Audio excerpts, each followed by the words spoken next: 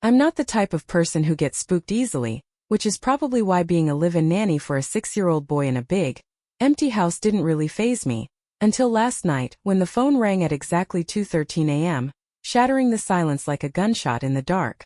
At first I thought I imagined it, just one of those half-awake auditory hallucinations that happen when you're teetering on the edge of sleep. But then it rang again, an old-school rotary phone shrieking from the hallway downstairs, its mechanical chime echoing up the wooden staircase. I lay there for a second, my brain sluggish, trying to piece together why the hell a house that belonged to a modern upper-class family even had a landline, let alone one that sounded like it came straight from a Hitchcock movie. I forced myself out of bed, every step hesitant, the kind of slow, measured movement you do when you're not entirely convinced you want to reach your destination, but I told myself I was being ridiculous, just a wrong number, just some late-night drunk dialing, just some telemarketer who didn't check their time zone. But as I reached the bottom of the stairs and picked up the receiver, pressing it to my ear with an odd, creeping hesitation, the voice on the other end cut through the static, low and urgent, unmistakably female, and I swear to God my stomach turned to ice the second she spoke. "Claire," she whispered, like she had been waiting for me to answer, like she knew I was the only one who would. "Claire, is Oliver safe?" There was something brittle in her voice, a desperate kind of urgency that sent a sick, slithering dread up my spine, because I knew that voice. I had heard it before, months ago, in voicemails in old home videos stored on the family's iCloud. It was Margaret Holloway, Oliver's mother. The same Margaret Holloway who had died in a car accident with her husband 3 years ago. I didn't respond. I couldn't. My throat locked up, my mind screaming at me that this was impossible, that I was either asleep or losing my grip on reality, that there was no way I was hearing what I was hearing. But before I could hang up, before I could run back upstairs and bury myself under the covers and pretend this never happened, she spoke again, her voice raw and barely above a breath, like it was costing her something just to say the words. "Claire," she murmured, and I heard something else in the background now, faint, distorted like wine through broken glass. "You need to watch him. He's not safe. He's not alone." Then the line went dead, and the house was silent again. And for the first time since moving in, I felt something I never had before. I felt like I wasn't alone either. I barely slept after that call, if you can even call what I did sleep. It was more like drifting in and out of a shallow, restless haze, my ears straining for any sound, my body coiled tight with the kind of unease that sinks into your bones and refuses to let go. I kept telling myself it had to be a prank, some sick bastard with a voice modulator who somehow knew my name, but no matter how I tried to rationalize it, no matter how many times I reached for logic like a lifeline, I couldn't shake the way she had spoken, so specific, so urgent, like she wasn't just warning me but begging me to listen. When the first pale slivers of morning light finally leaked through my bedroom window, I forced myself to move, to go through the motions of a normal day, to pretend I hadn't spent the night staring at the ceiling, pulse hammering in my throat. I got Oliver dressed, made his breakfast, sat with him at the kitchen table as he ate his cereal, all while trying to convince myself that I was just being paranoid, that nothing had really changed. But then, right as I was clearing the dishes, Oliver looked up at me with those big, glassy blue eyes, head tilted slightly to the side in that way kids do when they're about to ask something innocent and bizarre. And what he said made my stomach twist into a cold, ugly knot. "Mommy says you should listen to her," he murmured between bites, spoon clinking softly against the bowl, his voice eerily calm, like he wasn't saying something that should have been impossible. I just stood there, frozen, dish towel clutched in my hand, feeling my pulse stutter in my wrists, in my throat, in every nerve ending in my body, because I hadn't told him about the call. I hadn't told anyone about the call. My breath felt too loud in the quiet morning air, my skin prickling as I forced my lips to move, to shape words that didn't sound like my own. What did you just say?" I asked, and Oliver just blinked up at me, expression placid, spoon halfway to his mouth, like he had already lost interest. "Mommy talks to me sometimes," he said simply, like it was the most normal thing in the world, like it wasn't breaking something inside of me to hear it. "She says you don't believe her yet, but you will." Then he went back to eating, completely unfazed, humming softly under his breath, some tuneless, discordant melody that set my teeth on edge, while I stood there, my hands shaking, staring at this little boy I had cared for every single day for months and wondering, for the very first time, if I had ever truly known him at all. I didn't say anything else to Oliver that morning. I couldn't. I just stood there, gripping the edge of the counter so hard my knuckles ached, watching him eat his cereal like he hadn't just cracked open reality and let something cold and slithering spill out into the daylight. I wanted to ask more, wanted to press him, to demand how he had heard his mother's voice, what exactly she had said, how long this had been happening. But every time I opened my mouth, I felt this deep, gnawing fear coil in my stomach, some primal instinct whispering that I wouldn't like the answer. The rest of the day passed in a sickly blur of forced normalcy, me plastering on a smile as I took Oliver to the park, as I helped him with his puzzles, as I read to him before bed, all while feeling this awful crawling sensation between my shoulder blades like I was being watched. By the time I finally got him down for the night, my nerves were frayed raw, my thoughts unraveling into places I didn't want them to go, and as I sat on the edge of my bed, staring blankly at the darkened hallway outside my room, I made the mistake of glancing at the baby monitor. At first it looked normal, the soft glow of the nightlight casting long shadows over the room, the gentle rise and fall of Oliver's chest as he slept, but then the monitor flickered just for a split second, and when it came back the entire screen was warped static crackling at the edges. My breath hitched. The picture was still there, still Oliver's room, still his small sleeping form curled beneath the blankets, but now something else had changed. The closet door, which I knew had been shut, was open just a crack, a jagged sliver of pitch-black nothingness, and as I stared pulse hammering I saw the shadows inside the closet shift, like something was standing just beyond the frame, just out of sight, just waiting. My skin turned ice cold.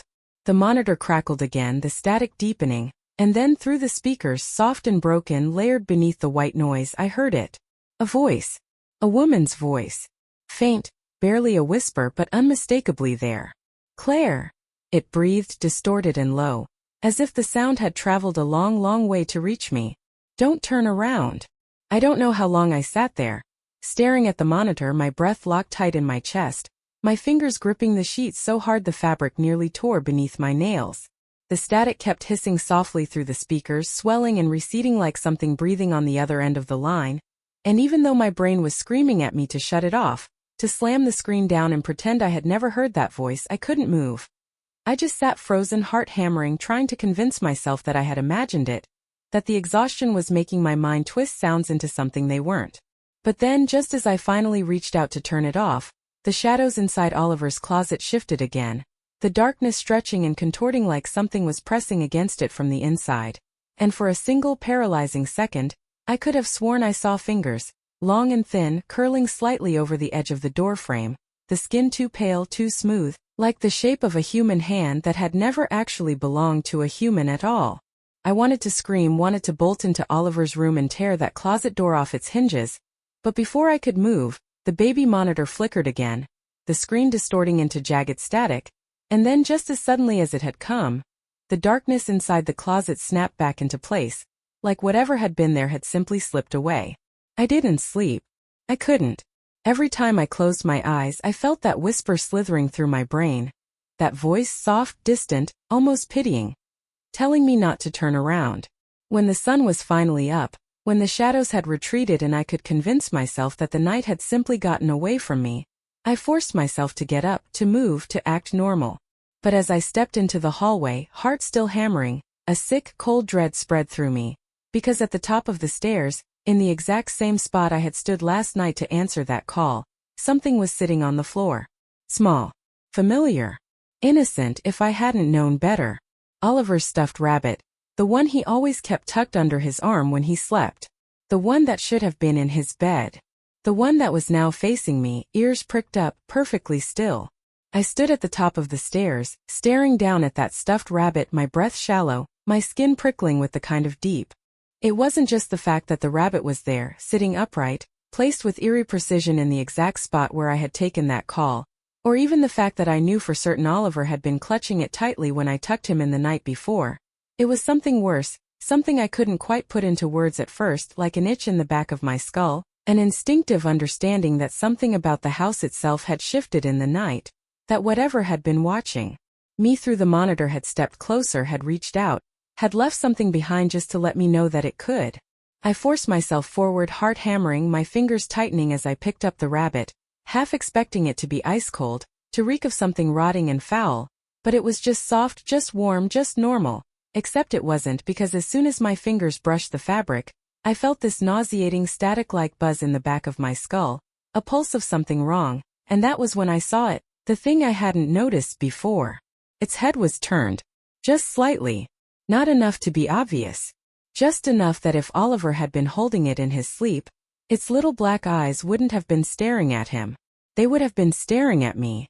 I put the rabbit back in Oliver's room without waking him, though every nerve in my body was telling me to scoop him up, to leave, to get as far away from that house as possible. But I couldn't, not yet, not until I understood what the hell was happening.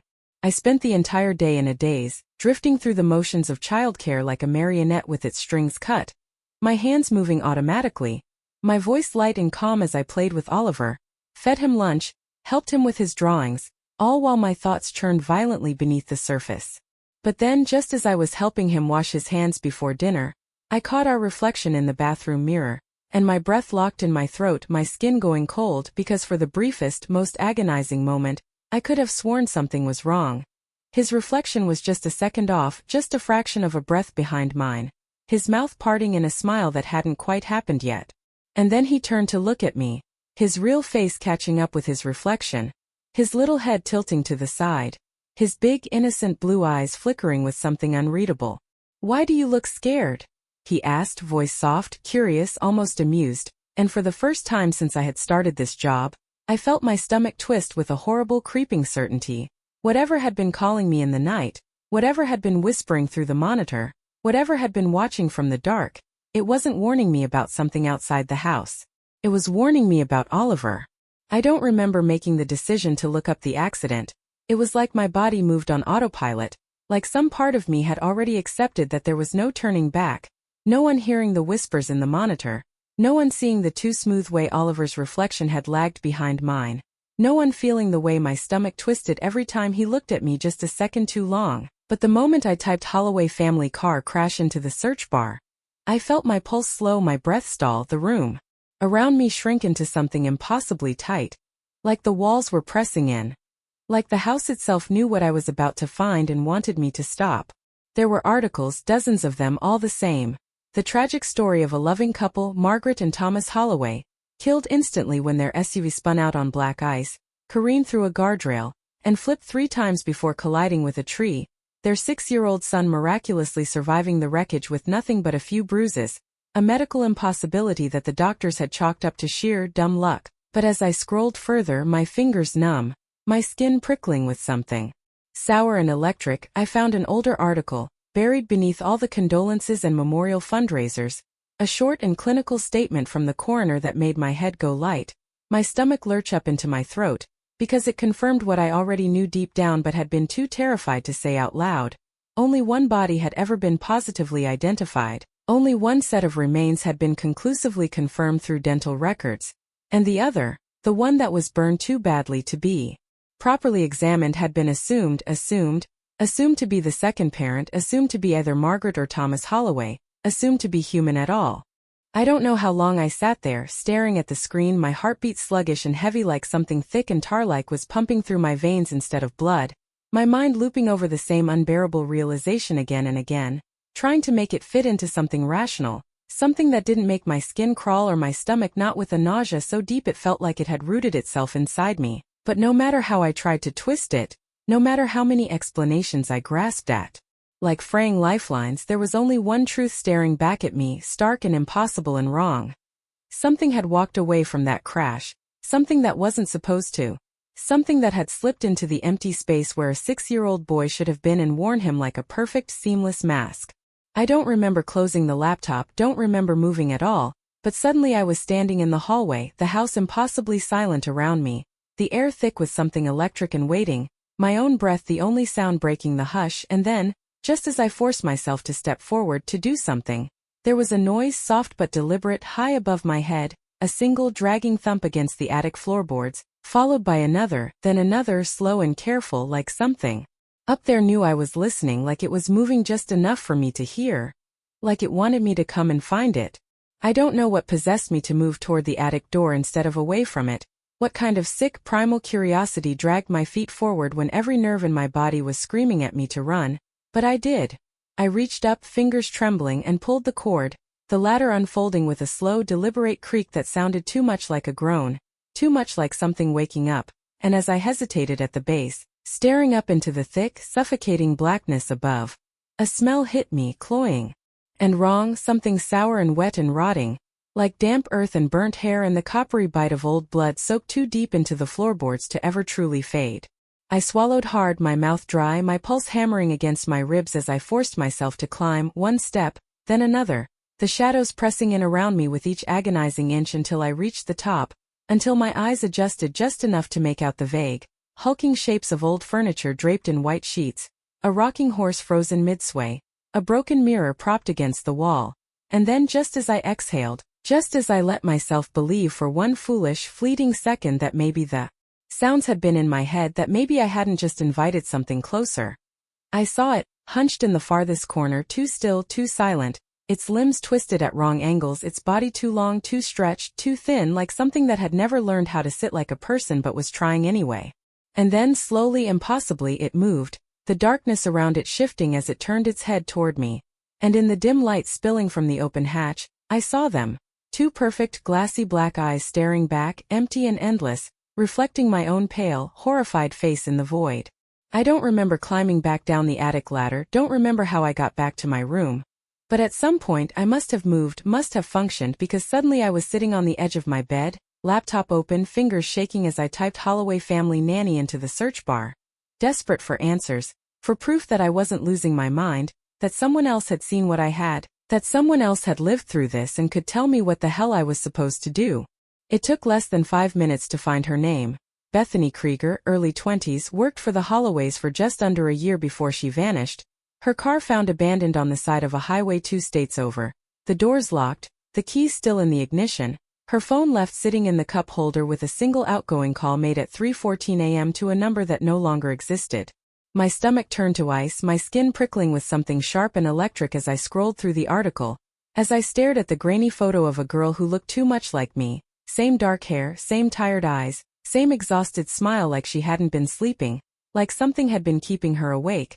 And then just as I clicked away, just as I started to shut the laptop, my phone buzzed on the nightstand, a text from an unknown number lighting up the screen.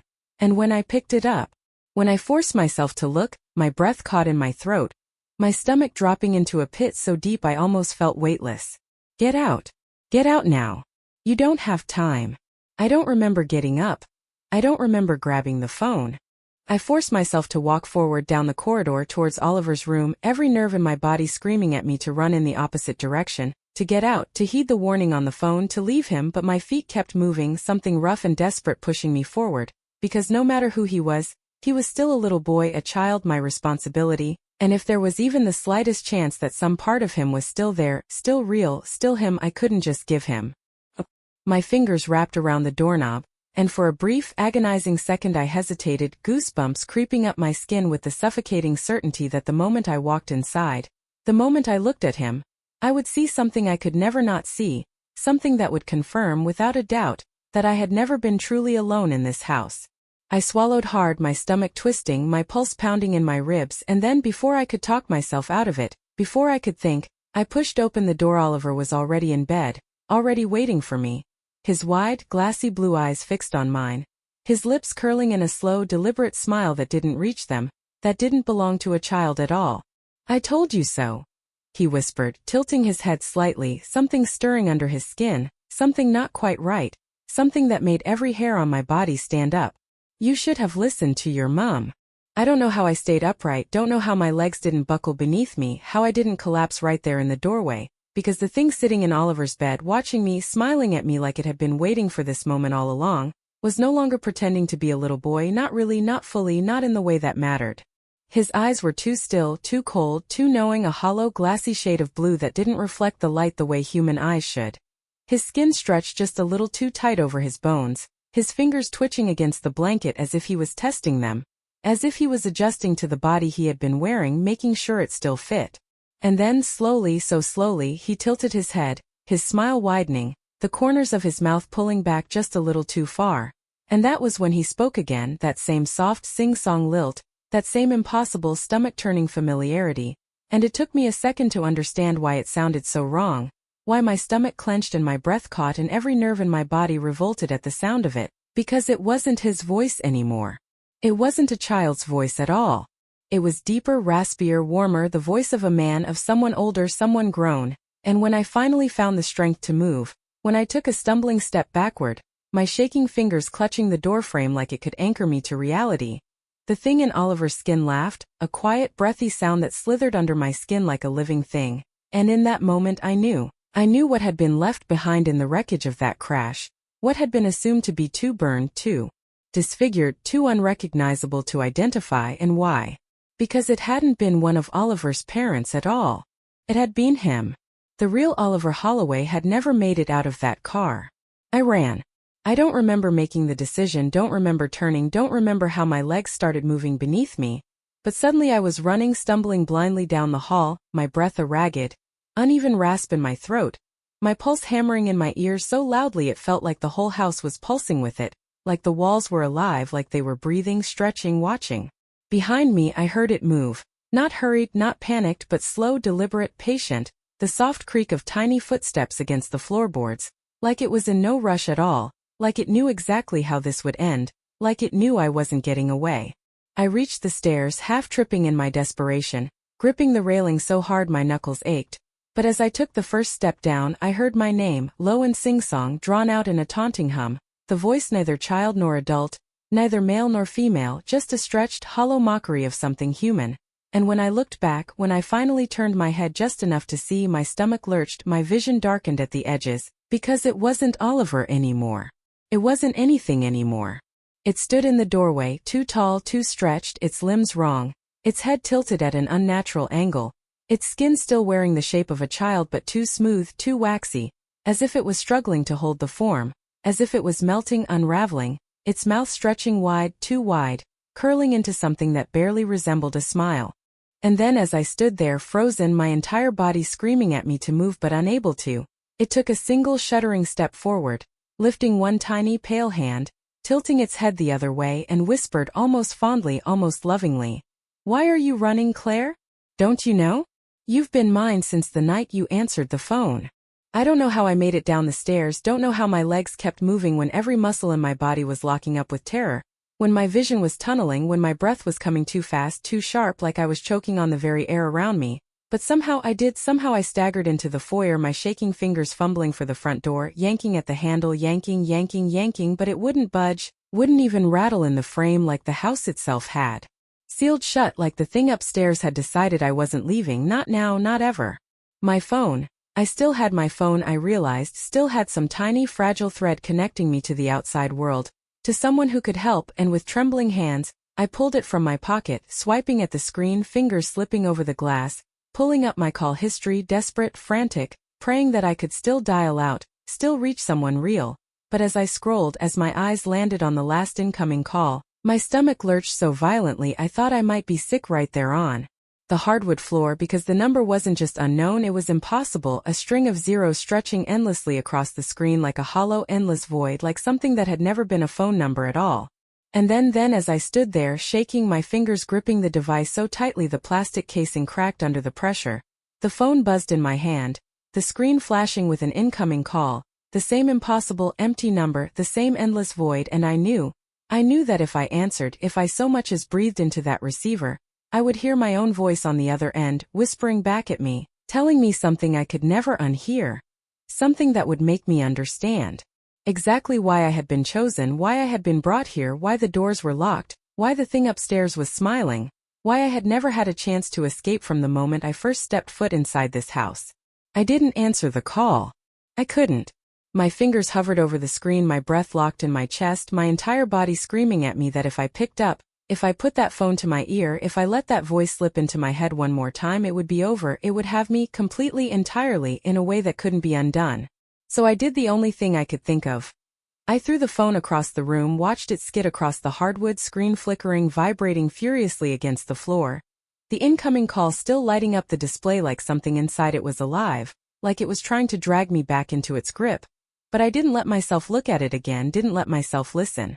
Instead I turned, ran toward the stairs, because I knew, somehow I knew that Oliver, or whatever had been wearing him, wasn't in his room anymore, that it was somewhere else, somewhere I hadn't dared to go before, somewhere that had been waiting for me all along. The attic. The door was open, the ladder already unfolded, stretching into the yawning darkness above, and I didn't stop, didn't hesitate because I had to know, had to see what was hiding in the black, what had been watching me from the moment I first stepped into this house, what had been whispering through the walls, slithering through the phone lines, slipping its fingers into the cracks of my reality. My heart pounded as I climbed, each step creaking beneath my weight, the air growing thicker, heavier, wrong, and then I reached the top, pulled myself into the attic, turned toward the deepest corner of the room, and froze, my pulse slamming against my ribs because it was there. A shape. A thing. Not quite human, not quite anything, just a shifting, pulsing absence of light, of logic, of everything I had ever understood to be real. And it was waiting for me, its head tilting in recognition, its mouth stretching wide in something that was almost a grin, and as it stepped forward, slow, careful, patient, I realized I had never been running from it. I had been coming home. I wish I could tell you I fought, that I clawed my way out of that attic, that I ran screaming into the night and never looked back, but the truth, the awful, sickening truth, is that I didn't move at all, because the moment that thing stepped forward, the moment it reached out, the moment the air in the attic seemed to bend around it, pressing against me like something alive, something with weight, something with a pulse, I remembered. Not all at once, not in a flood, but in flashes, in jagged electric slivers of something buried so deep inside me that I hadn't even known to look for it, hadn't even realized it was there.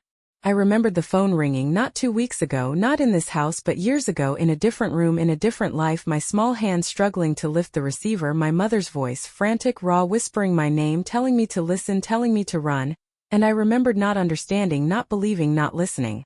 I remembered the crash, the ice, the headlights spinning like dying stars, the metal folding, the flames licking at the edges of my vision, and I remembered something else too, something pulling me from the wreckage, something wrapping itself around me, something whispering in my ear, promising that I wasn't alone, that I would never be alone again.